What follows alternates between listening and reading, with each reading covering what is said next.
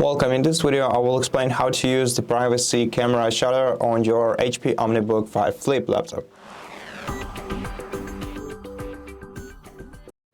So the camera shutter is physical, it doesn't work automatically. Instead you're gonna have to actually move it to the left slightly if you want to shut it. As you can see, camera right now is changes its texture. If we take a closer look, we'll be able to see better. So let me just move the device a bit closer, and as you can see, it's covered in stripes, and this indicates that the camera shutter is now enabled. And if we, for example, open the camera application, we will not be able to see anything.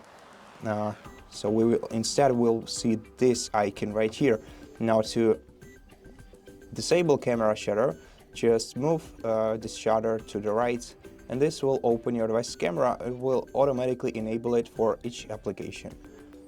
So as you can see, this is pretty easy, but I still hope that this video helped you, and if it did, please consider subscribing to our channel, leave us a like and a comment below, and I'll see you in the next one.